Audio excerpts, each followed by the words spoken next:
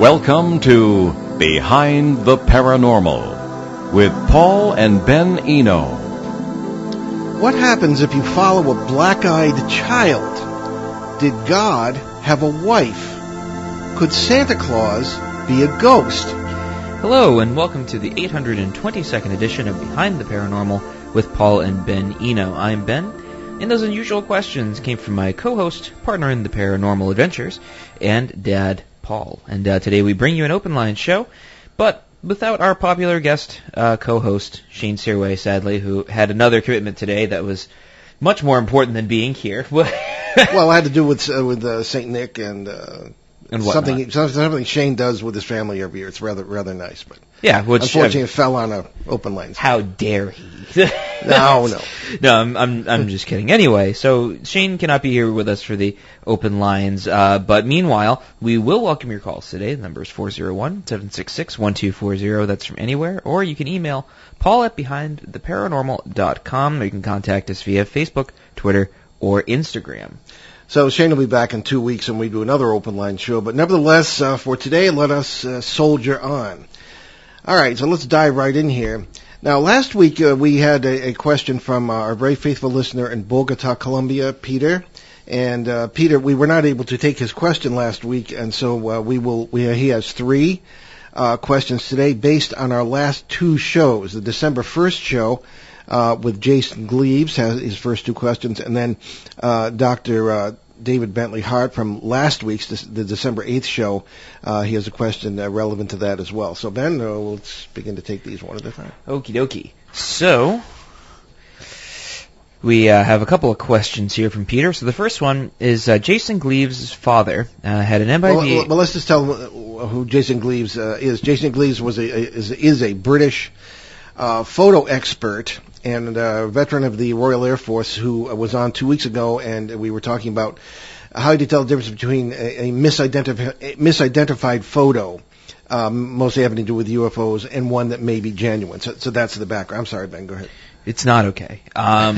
So Jason Gleaves' father had a Men in Black encounter as a boy. He said his father described an MIB walking into his house through the locked front door and beckoning him to go upstairs. Fortunately, he refused. Based on your past investigative experience, what was the MIB's intention, and what may have happened if the boy had gone upstairs? That's a very interesting question. And believe me, we've looked. We're not aware of any case, and I would be surprised if there is no case, but we're just not aware of them, of anyone actually going with one of these so-called black-eyed children, which are show up at your door.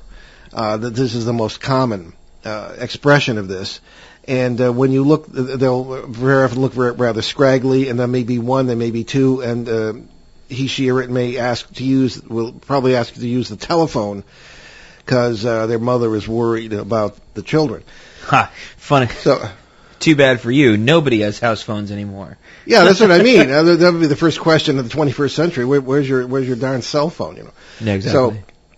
So then the next common scenario is for you to be in your vehicle, and one of these children will walk up and knock on the window and ask to be taken somewhere. Now, one of the things people don't realize is that these are not always children. There was one occasion where someone was on a bus and the person turned around, apparently had the black eyes, fully black eyes, and was apparently in his 20s. Okay, so I mean, whatever this phenomenon may be. I think, we put the label on the black-eyed children. I don't know, Ben, it reminds me of an urban legend.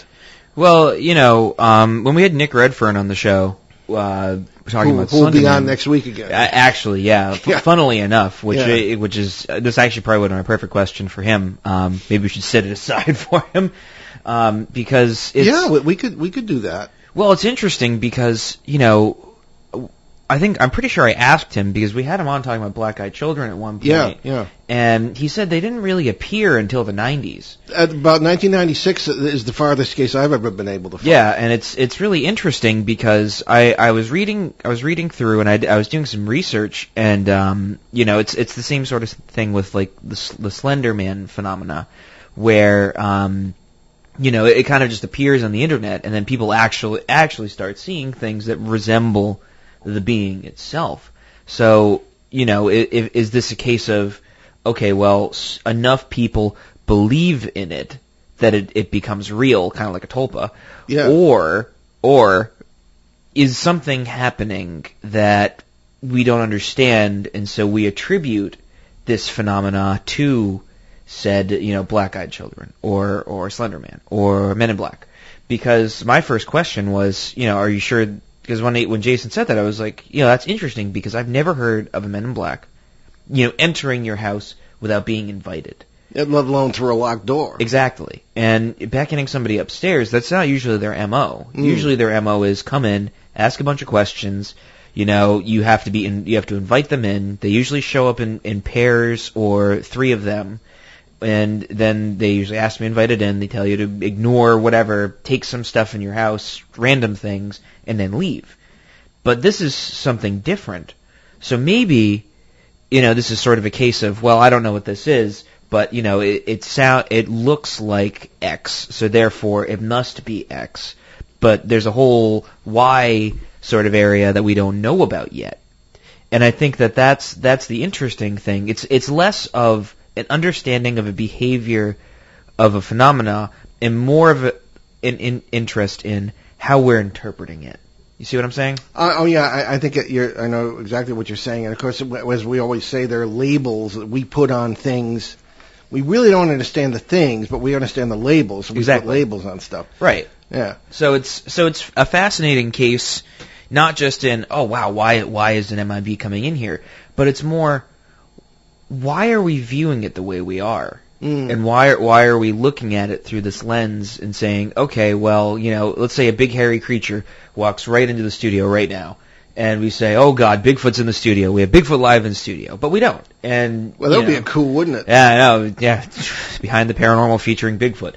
But no, but if he did, but how would we know that it's Bigfoot or Sasquatch or whatever? It could just be our station manager playing a prank on us in a suit. Or could be an extraterrestrial, or it could be whatever, and so on and so on and so on. Really, it comes down to something we've said from the beginning, which is we participate in the phenomena, and what we believe dictates what we see. Do you see where I'm going with this? Yeah, no, I think you're absolutely right, yeah. The idea of the thought form, or the tulpa, is very interesting. People do seem to... whether it's the phenomenon is created, such as a shadow person or a black-eyed child or whatever, by group concentration, which actually has been recorded as happening. When there were, I'm thinking of the case in Canada we sometimes bring up, where in the 60s, where students actually made up a person from the past, the 17th century actually, and then concentrated, and that sort of person manifested through all sorts of things we would never approve of, such as seances and all this thing. And of course there was trouble brewing from that. So I suspect it was a parasite that sort of linked in. But again, who knows? I mean, well, it's even in our historical documents, correct? Oh, we have a caller. Okay, we have a caller. Well, we're going to set this question aside for Nick Redford next week, because he is the perfect person to answer this. He's done a lot more research on that subject than we have, and we do have a caller. I think could be one of our show reporters. But the Jason Gleaves Show is available on the podcast platforms, Spotify and Apple and all that. So you can check that out. Again, very good show. Again, that was December 1st. I lied. It dropped. Rick, if you're listening, call back. Oh, okay. Oh, was that Rick from San Francisco? Or, yeah, I moved a little too quickly and pressed the buttons too quickly. Oh, okay. All right. Yeah, it was our show reporter from California is going to get some interesting stuff going on and wants to fill us in on that. So, again, we'll take that first Jason Gleaves question, and we'll move that to next week when we have Nick Redfern, who is a real expert on that subject. One of the this before we leave the subject of the black-eyed children, I'm looking here. It is 1996. Journalist reported that, and that's the earliest case I've ever actually been able to find. They've been seen in the UK, different countries as well, and we are still having trouble. Huh? Okay. Moving too quickly. Okay. All right. Well, anyway, additionally, the people who have been in close proximity to these so-called black-eyed children report a feeling of unease that kind of washes over them. And one thinks of the Mothman cases in the 1960s in the Ohio Valley. People described a sense of fear, most of the time, not always, that would wash over them. So that might be one reason why there are not any cases that we know of people actually going with them or doing what these children want, or letting them into the house or letting them into the vehicle. It has been suggested that the reason there are no reports of that is that when you do give in to these creatures, or whatever they are, that you do not come to a good end. Maybe you vanish or you're abducted or something of this kind. That's possible as well.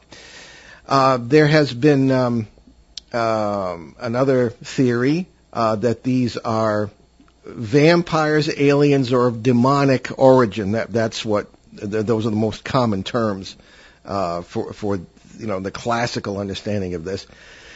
In our vocabulary, vampires would be not the count, with the waving cape and all this sort of thing, and European nobleman, but would be someone who was a parasite or some creature of that kind that would feed upon the chaos created. Okay, we still don't have. Yeah. Oh, I know why. I'm pressing phone 1, not phone 2. All right, Rick. I know exactly what I'm doing wrong. All right. Well, there we are. A little bit behind the scenes of the technical. I keep forgetting that one of the phones is out of order, so I'm very. Oh, okay. So I'm crossing the streams here, so it's. But people can still call in. Yes, they can. No, it's just it's just me not reading correctly. Okay, 401-766-1240. So we'll try it again with Rick. Another interesting thing about black-eyed children is that they are commonly described as wearing dated clothing or dressing in a way that is not typical of a normal child of their age. It somehow harks back to the Men in Black phenomena, where you have them not seeming to be familiar with simple customs such as now we have Rick on. Okay, now we have Rick. Thank you, Rick. You rescued me from prattling on needlessly here. So, Rick from California, thank you for calling in. And Rick is our official show reporter out there in the Golden State, which, given the real estate prices, you could use a pocket full of gold to live out there. I don't know how you do it, Rick. Anyway, it's great to have you. And please, what's cooking out there on Lotus Land? Well, first of all, I spend a lot of time in Sacramento panning for gold. Oh, okay. As you should. Yes. Who wouldn't? Got to pay your mortgage somehow. Yeah. Yeah, that's definitely true.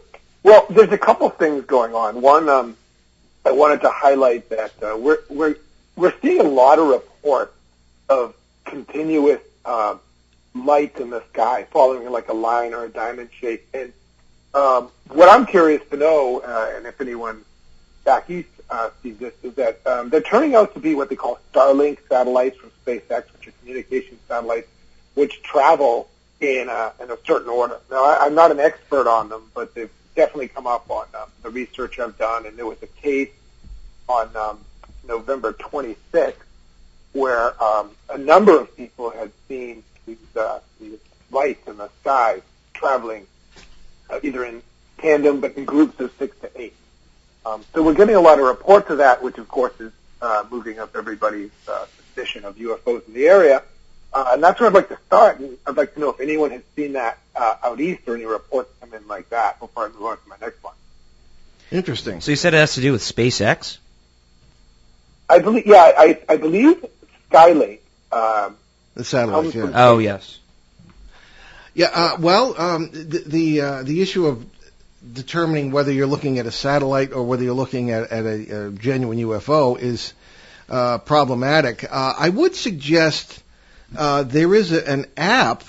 Not that we want to advertise any particular app, but it's very interesting. It's called Sky Guide. And there are others, I'm sure, that do the same thing. But if you happen to see something odd and you turn on the Sky Guide, you get some very calming music, and it'll also tell you exactly what you're looking at if it's a satellite. Oh, yeah. I Yeah. believe... I love that. I've had it for years. Oh, geez, I'm really blanking. The director of MUFON in Connecticut was talking about that in one of his Mike presentations. Panichello, yes. Yes, Mike Panichello. Yeah. Yes, sir, And yes. it'll tell you whether you're seeing the International Space Station. It'll give you, if you want, give you notifications when the space station is going to pass overhead, if it is.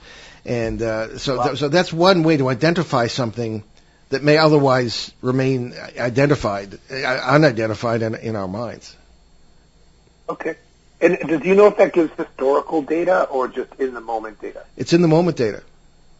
Okay. Yeah. Okay. So, but then That will again, definitely get that. but I've been looking at things in the sky, and there's no ID for it, and it does make you wonder. And certainly, I wish often in that Pennsylvania sighting in May, I wish I'd had the wherewithal to have turned that on. But obviously, we were not looking at anything that would identify. I mean, Well, that there's another really interesting thing that Mike was talking about too, and it was there are a couple of free websites that you can go to that keep logs of all of the pretty much every transmission from a oh geez, I'm really blanking on what it's called. Basically from airports. So Okay. landing crews and all of that, whatever they're called. Do you know what I'm talking about? Yeah. I'm not entirely sure. Okay, Yeah. so they help people land planes. Oh, air traffic controllers. Yes. Yes. So they keep logs of all air traffic controller transmissions, and they also keep logs of flight patterns up to 10 years back.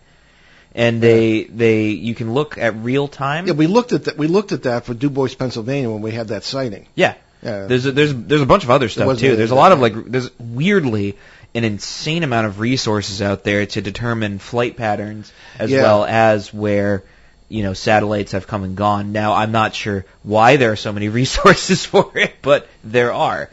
Yeah. Well, the thing is, Rick, too, one thing that would stand out in what you've described is anything flying in formation, presumably, but not always, would mean more than one object. Many of the triangular UFOs that are seen, some of them turn out to be different craft. I mean, the one I saw over Phoenix from a plane about 12 years ago was obviously would seem to be different craft.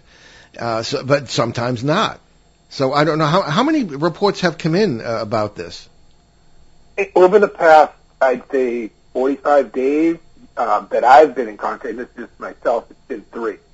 Okay, well, And it's all on the same object. Yeah. And then if you look historically, there's some others. But I don't know what the other researchers are doing, but I do know it's been 3 so far for me.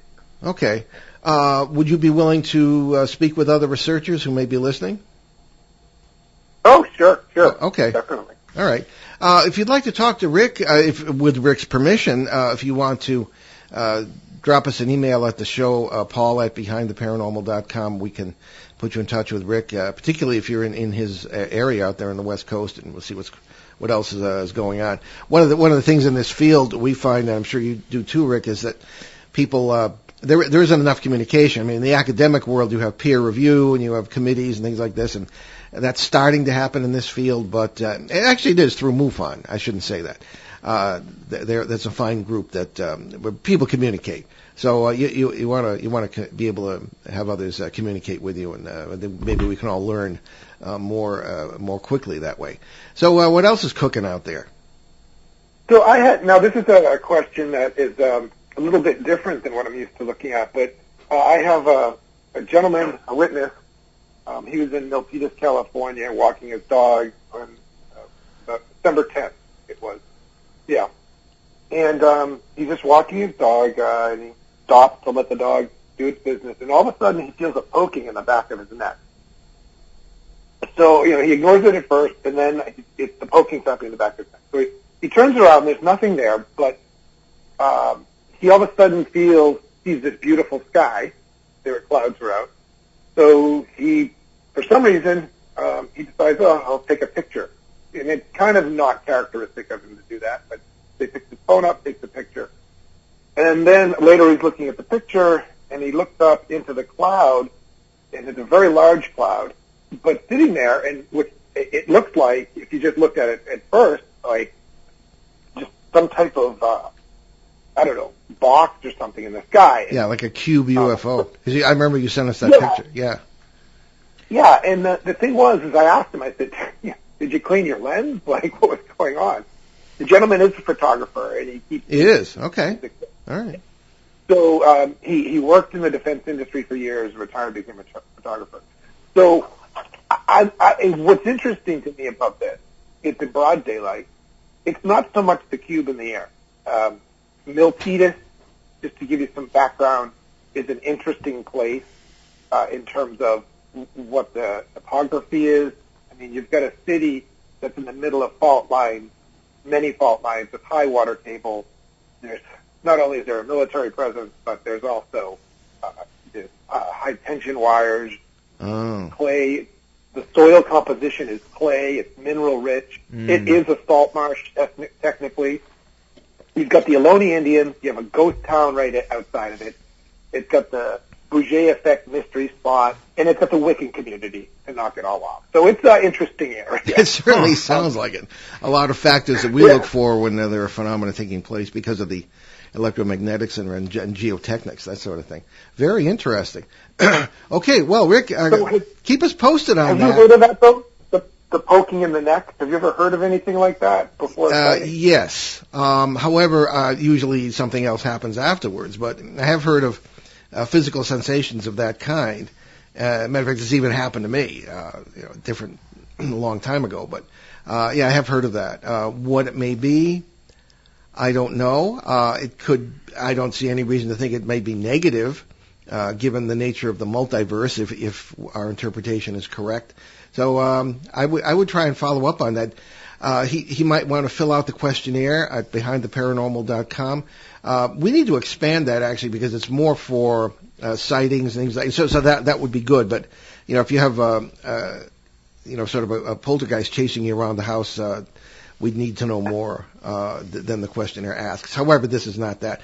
The cube UFO thing, Rick, is very interesting because there have been many rather close-up photos and even videos of craft that would not ordinarily be associated with the classic UFO, which is usually a disc or even a big light.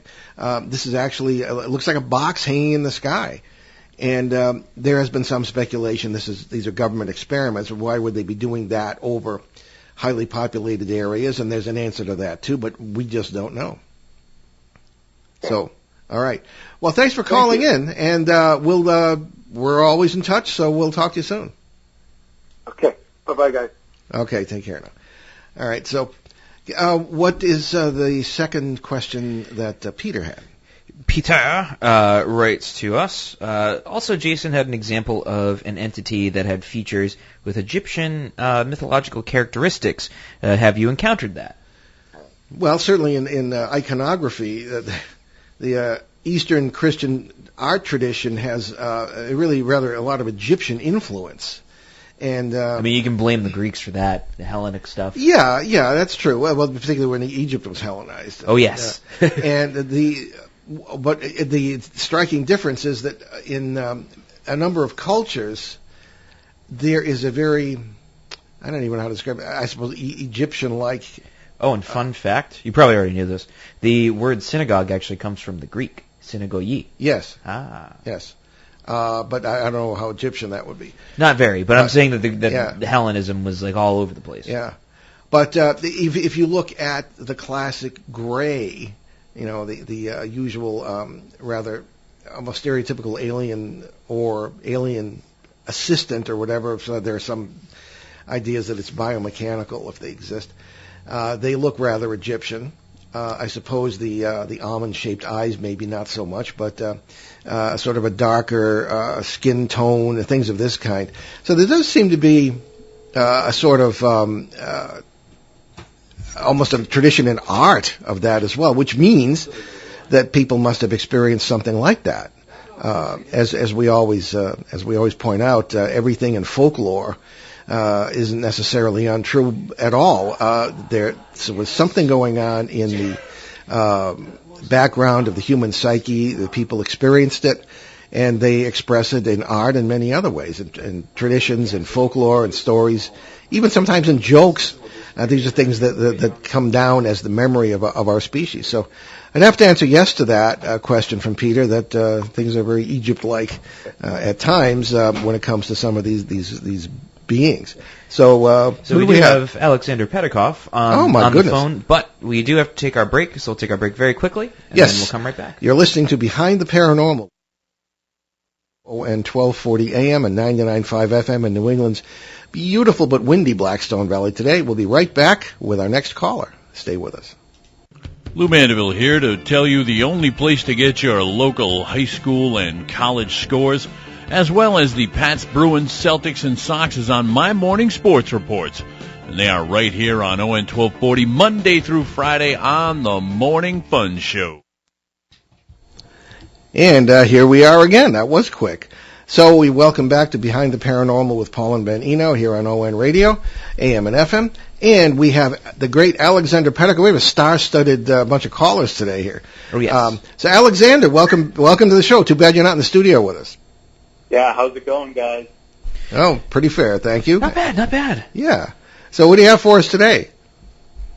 Not a whole lot. Just figured I'd call in and see how you guys were doing and just kind of chat about all the interesting stuff going on lately. Okay. I'm glad you did, because you were one of the witnesses to the UFO, rather dramatic UFO sighting we had in Pennsylvania in May of this year, and which we were able to catch on video. Yep. I was on Exploring the Bizarre, which is our good friends Tim Beckley and Tim Swartz. Tim Swartz was the host that night because Tim wasn't able to be there. But Tim and Tim. Yeah, it's very frustrating. One that you refer to as Timothy, I suppose. But the UFO video that we took, I guess there was, I don't remember whether they showed part of it or they showed the stills from it. Someone wrote in and said that the UFO itself might have stirred up or the vibrational environment, and that's why we heard the tone. And if anybody has no idea what we're talking about, go to the ON Worldwide website, to the ON TV on demand, and if you can scroll back to our show for May 26th of this year, you can see the video and hear the tone as well. So, but I responded to that the tone took place the next night, the night after the sighting, and right. And her idea was that the vibrational environment stirred up the singing bowl on the porch of the house. So I'm on we're all on so many shows, we don't remember one from the other, but I must have described the Tibetan singing bowl on the other side of the house, which, Ben, why don't you describe what that is in case people don't know? Well, what am I explaining? The Tibetan singing bowl. Oh, yes. Sorry, I should have gotten you more coffee this morning. Yes, it's been a very, very strange few days. Yes. That's what we get day in and day out around this place. So a Tibetan singing bowl essentially is, it can be in various sizes and various thicknesses, but the goal is really to do two things. One, it's a practice of steady-handedness, and also it's a meditation tool. But the fun thing about it is it can only emit one tone and only increase in volume, which is interesting. So you give it comes with a little mallet. There's usually a little pillow that you place the bowl on itself, and then you take the little mallet, if that's what you want to call it. It's not really a mallet because it's like an elongated sort of bat thing, but we'll call it a mallet for all intents and purposes. And you take a little mallet and you give it a little tap, and then you run the mallet around it to sort of increase the volume of the tone. And the more steady-handed you are, the more consistent and loud the tone would be. And it's interesting because it's typically made of a metal, or like a not really a copper so much, but it's sort of in there. And the tone that we heard in I wasn't there, but that I heard later through recordings sounded similar in a way because it was one specific tone that didn't change, was exactly the same, didn't change in volume, didn't change in intensity, didn't change frequency, it just stayed exactly the same, which is incredibly hard to do if you don't have a source that's sort of generating this tone, you know? Like, say, you know, your washing machine's broken and it's stuck on a setting, and it's just like, and it just, you know, just has that one metallic sort of tone, or there's something up with your any sort of electronic device, then it'll sort of stay in that realm. But the thing is, it moved, which is weird, and you know, one could argue, okay, well, you know, sometimes stuff bounces off. It's like throwing your voice. That's something you could argue. But the thing is, nothing was broken, which is interesting. Yeah, and quite a remarkable experience, actually. And you know, I mean, if another thing that kind of occurred to me later was, maybe there's a garage door opener, but the thing, it moved outside. Yeah, which is weird, and up into the air. And the fact that it didn't penetrate, you know, any of the walls around you to go to anybody else in the house except who was in the garage is even more fascinating. And when it moved outside, no one heard it either. Nobody inside the house heard it either. Yeah. Exactly. And the window was, Alec, correct me if I'm wrong, but I believe the bedroom window above the garage where the owners of the house were, was open, and they didn't hear a thing. Yeah, I actually don't remember that specific detail, but I do know that the door to the basement studio kind of little apartment where some of us had been sleeping, where one of the other members was in there, the door was like half open. So, I mean, I don't know how, that's immediately my first reaction was I went straight inside to him.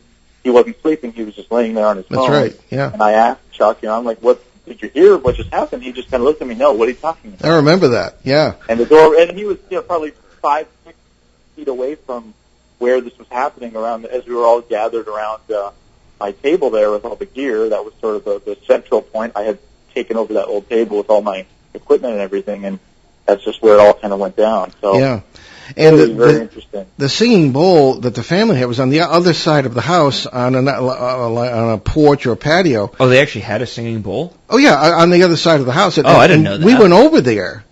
And we actually tried, and it was 2:00 in the morning, and we were so excited about what had been happening that we went over there. I mean, Shane was with us, and we tried that, as you remember, Alec, and we got it, and it was a different sound.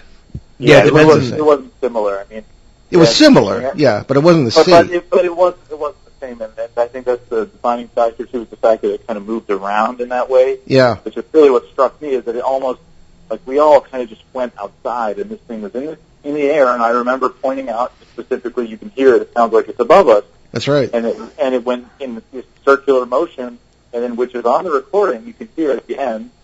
It doesn't fade out. The sound. It just goes from sound on to just off, like somebody hit an off switch, and you can hear that.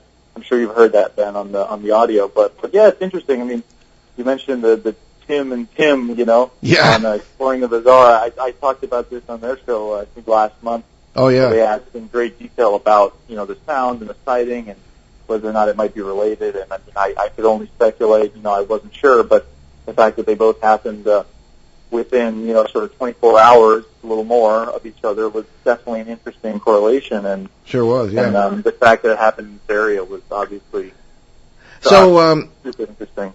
Absolutely. So you have Lions of the East. For those who don't know, Alexander is I think a brilliant filmmaker. And so tell us what you're working on. And is Lions of the East, is that available yet? Not quite. I'm still finishing it up. Hopefully by the early 2020. That's when okay. Why don't you tell us about it? The release. So sure, as you know, Paul, you're one of the interviewees in it. Oh yeah, that's right. I didn't forget, of course. No, I know. But you were in the trailer there a couple months ago that I released. So it's just sort of an exploration of the mountain lion or mystery big cat, alien big cat. People have a lot of different terms for these sort of creatures that are in New England that really aren't supposed to be here, at least if you hear what the authorities are saying about the fact that they're supposed to be extinct in this part of the country. Yet there are still sightings. There have been confirmed DNA evidence that has been found and sort of in a way systematically brushed up or covered up in a way, which is kind of interesting. And it's just sort of an exploration of why that's happening and what's going on with that phenomenon. Yeah, it's very good. It's really good. And you have an excellent film too as well on the Bridgewater Triangle, which is right within our listening area here in eastern Massachusetts, and that's available on YouTube, I believe. Yeah, if anyone's interested, it's actually for a sort of an open forum documentary series called Sasquatch Out of the Shadows, the YouTube channel. You can go over there, and there's multiple. There's one of the interviews, actually, one of the episodes rather, is an interview with the 3 members of that family that we interviewed in Pennsylvania in 2018. Had the Bigfoot activity going on for decades. Yeah, the three generations of one family, and so I'm always I just posted something on the Honey Island Swamp Monster there on that channel, which is about the creature supposedly lives in the swamps of Louisiana. An interview with a lady whose grandfather claims to have experienced it, and kind of talks about some of the local stories and creepy swamp monster sort of stories, like a swamp Bigfoot, if you will. So there's always new stuff going on there. Oh, that's great. So everybody, check out Alexander's YouTube channel. It's really amazing. And we're hoping to maybe get something done on this Pennsylvania case at some point, and certainly in New Hampshire at the America's Stonehenge.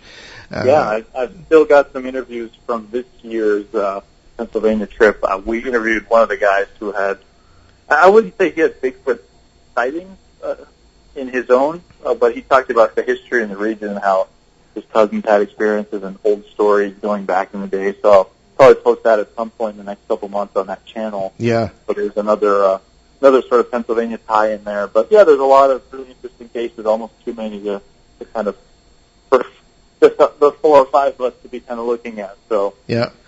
And we're headed back there in May, which isn't all that far away. So there you go. Yeah, exactly. Right. Okay. Well, Alexander, thanks for calling in. And you're one of my honorary sons, and we'll be talking to you soon. You have the beard to prove it.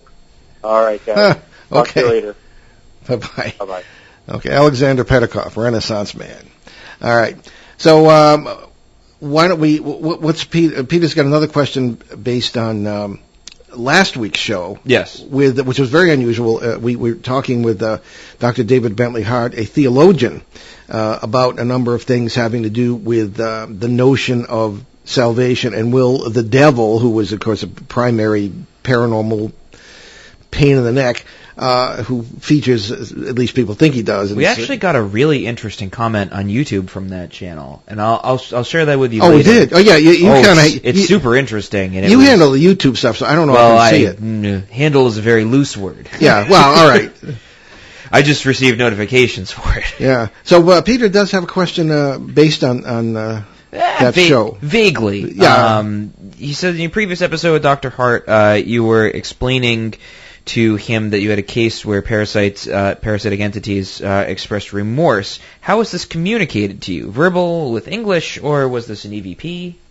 Okay, very good question. I should clarify, it wasn't communicated directly to me by any entity, but there were 2 cases in which people were hosts, as we would put it, of parasitical entities, and the entities, I remember one case was in Indiana about 10 years ago, where these things would apologize, and they would hear, in both cases, a verbal, words coming out of the air, as it were, all right, very often right up against their ears, which was disconcerting at first, and they got used to it. But there have been forms of communication that are nonverbal. Simply the words sort of appear in your head, telepathically, as you might say. But it depends, I guess, on the person and how they're tuned, if you want to say. It's really difficult to explain. It's a rather personal thing. But in both the cases where the remorse was expressed, this was verbal. So the remorse being what? Okay, well, the parasites, for those who don't know, at least in our opinion, are living creatures. They're not spirits or ghosts or anything. Matter of fact, we don't think this has anything to do with dead people at all. And they will feed upon your negative energy and will grow stronger. Sometimes can become poltergeists. Again, this is from my experience anyway. I may be wrong. But the remorse was expressed in these 2 cases where the entities actually apologized for the way they had to live. And having to be attached to hosts such as the unfortunate people in the cases. And that was what whether I have never found it wise to believe these critters, I don't think they really care at all about us except as food sources. And, this seems to be the way the multiverse, as we call it, is set up, that there are all kinds of life is everywhere, every when, and it's all simultaneous. Einstein's theory of relativity indicating that when it comes to time. And these are just creatures who live there, and that we're among the food sources. So that's what that was about. But it was in these two cases verbal, but not to me personally, but to the people who were the hosts of these and then told me about it. So, all right, cool. Okay, why don't we go to Facebook here? There's couple of questions here as we rummage through the files here. Alrighty, so let's start right at the very beginning. So Sarah from North Smithfield, right here in our listening area, writes to us, I just read Paul's new book, and it's awesome. He talked about exorcisms that sometimes do not work. What do people do then? And if you think you or someone else needs an exorcism, where do you turn? Well, that's a very good basic question. To the first part,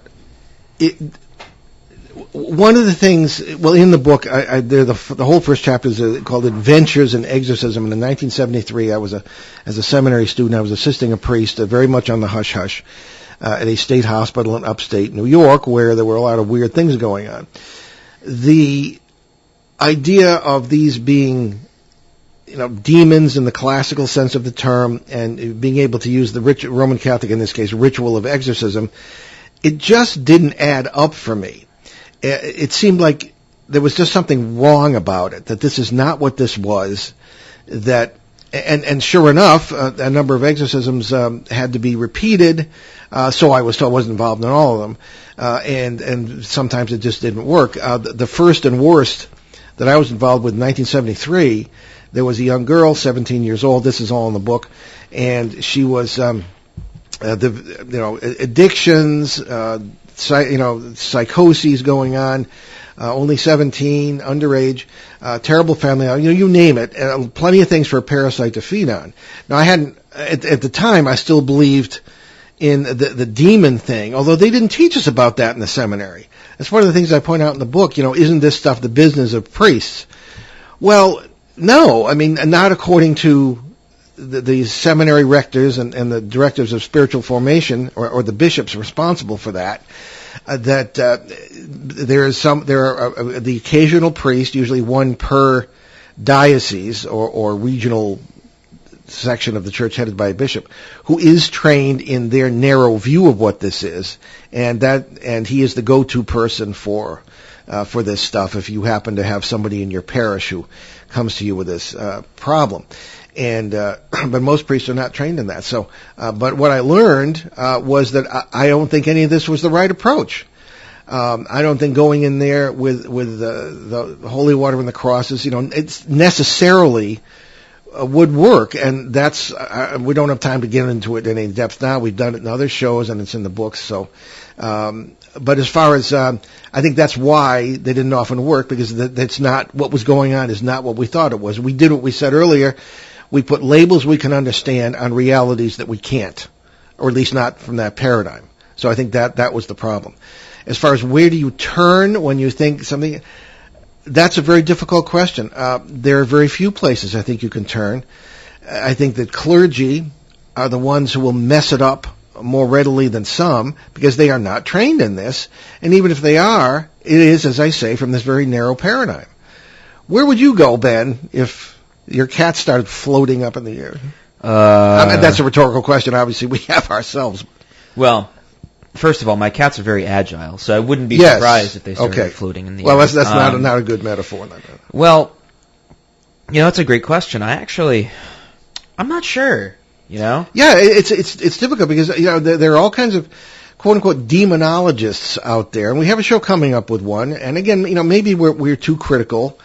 But, I was involved in that for years. I worked with some of the best, and I would never in a million years call myself a demonologist.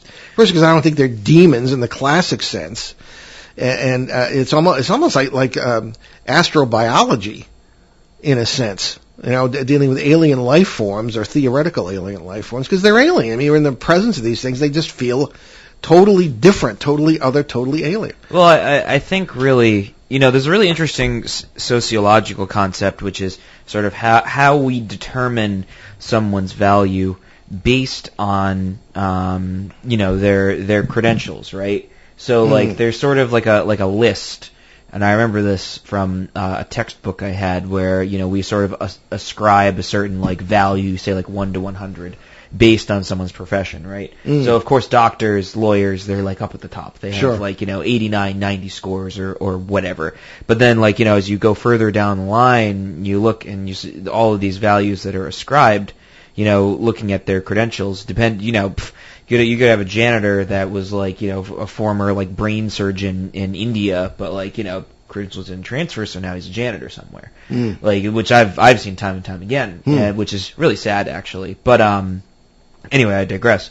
So, what I'm trying to get at is, rather than, all right, so what do you do with let's say, cat's possessed, right? So what do you do? More like, who can you trust, and how do we figure out what skills are valuable in this? And I think that the field that we're in is still very, very new in a sense, that we're trying to understand the metaphysical concepts that are before us, that perhaps our ancestors already knew about, but then things like,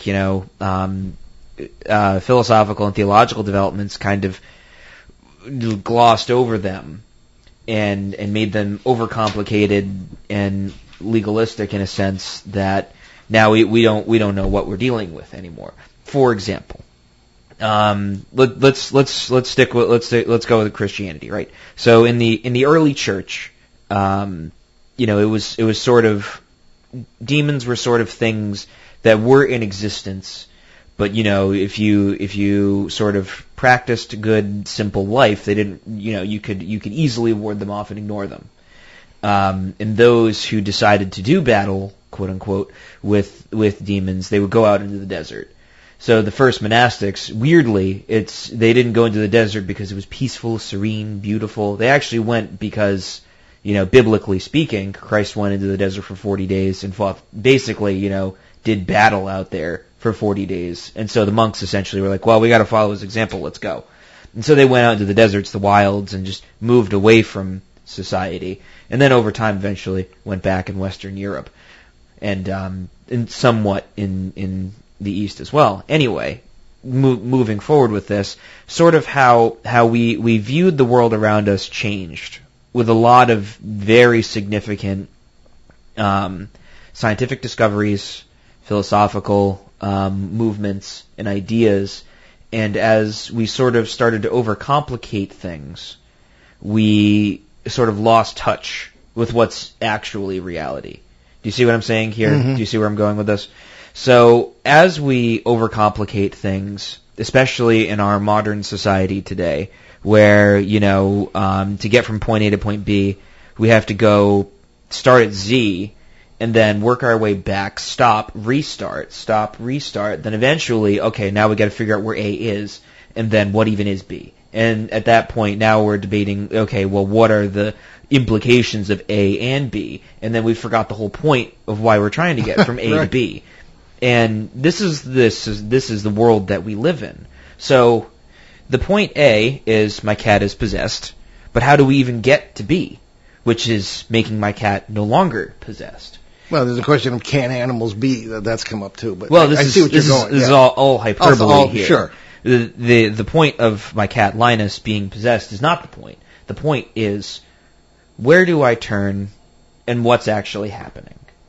And determining where to turn is the hard part, because I don't want to steer somebody wrong. Yeah. And I don't want to give someone bad advice, which is because it's a danger, right? Mm-hmm. You don't want to tell someone, all right, well, go to this person over here, and then everything gets worse. So I think the thing is to exercise caution, and rather than immediately jump to the worst conclusion, which I believe, we've sort of been bred to do in this society for the last, few decades, where we jump to, oh, it's demons. Yeah, oh, yeah. It's parasites. Oh, everything's ruining my life. All of these things. All of these bad things that are happening, I'm ascribing to, supernatural beings or, cosmic creatures. That I think the first thing to do is step back and look at what you can do and realize that you are not subject to these outside powers, that we are participants in the phenomena, and therefore we have power in the phenomena. Well, I think you just led right into the most practical, sensible suggestion that can be made, answer that can be made to that question. Avoid the problem in the first place. All right, that's something that is present in, or if you want to continue with the theme of what the Christians do in the Eastern Church, every blessing has an exorcism in it. And the idea being, you avoid the problem in the first place, and then you won't have the problem. And as you say, keeping the positive nature of life going, keeping positive energy, and that repels parasites. And even if we're all wrong, keeping things positive in your life is good advice under any circumstances for any people or any families. Yeah. So just keep it simple. Avoid the problem in the first place. If you have negative things in your life, and this is one of the things you always ask when you go into a case. Okay, well, when did the problem start? When did the dining room table start to float on its own? When did things turn negative in the family? Well, it was 3 years ago, say. And the question is, well, what happened 3 years ago that started ringing the dinner bell for any kind of parasite, if that's what it is? And there are plenty of other things it could be that are not paranormal, a lot of things. So I think just avoid the problem in the first place. If it's a friend you feel is having a parasite problem or is possessed or something, just, again, try and keep it positive. The possession thing it can be overcome if you realize at least what we feel it is. A quote-unquote demon cannot come in and just take over. In every there has case, to be a tacit agreement from both parties. Exactly. That's what I found in every case I've ever worked on. And there are multiversal principles involved in this, but just keep it positive. Help your friends keep it positive. Help your family keep it positive, and you'll avoid the problem in the first place. I think that's probably the best suggestion. Yeah. All right, there we go. So we're okay. We're just about out of time. I'm looking through all these. I'm there's no way we're going to get through all at least one of these questions. Well, not in 3.5 minutes. No, not at all. But yeah. All right. I mean, we could try, but it probably won't go very well. No, probably not. So I'm afraid we'll have to put this up. But we have an open line show in 2 weeks. Again, and Shane will be with us, and we will take up our questions again. Thank you to all those who have written in and who called in, and we will. We're so sorry we did not get to your questions, but yeah. It's not like we're going anywhere. Well, yeah, well, we try to be thorough. But we will save Peter from South America. We're going to save his question number one for on the black-eyed children stuff for our show next week with Nick Redfern. I think it's going to be great. Yes. So, okay, so as the holidays roll merrily along, we look forward to the 2020 lecture season and our first event, the New England Parafest in Kittery, Maine, in April, and stay tuned for more details as that date approaches. You can check out our books, including Behind the Paranormal, Everything You Know Is Wrong, and Behind the Paranormal 2, Bigfoot, Mothman, and Monsters You've Never Heard of. And now, Dancing Past the Graveyard, Poltergeists, Parasites, Parallel Worlds, and God. And they're available from online retailers and in some stores, especially those that sell anything with alliterations in them. But for autographed copies, please visit our online bookstore at BehindTheParanormal.com. And that last one Ben mentioned has this exorcism stuff in it that we were talking about. Also at BehindTheParanormal.com, you can find out more about the show, our many cases over the years, public appearances, and how to book us. And you can at least be directed to most of the 850 shows and special podcasts we've done over the years, including our 4.5-year run on CBS Radio, along with special podcasts there. And those are available on most of the prominent podcast sites, such as Apple, iTunes, things of that kind.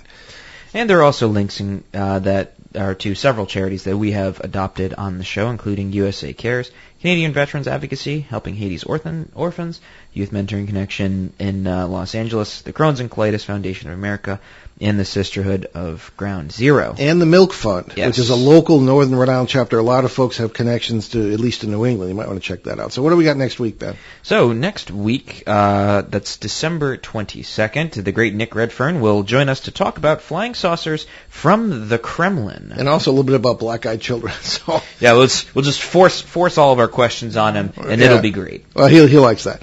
We leave you this afternoon with a sobering thought from American author Ray Bradbury. Mysteries abound where most we seek for answers. I'm Paul Eno. And I'm Ben Eno, and thanks for joining us on our great cosmic journey, and we shall see you next time on Behind the Paranormal. Return to this radio frequency 167 hours from now for another edition of Behind the Paranormal with Paul and Ben Eno.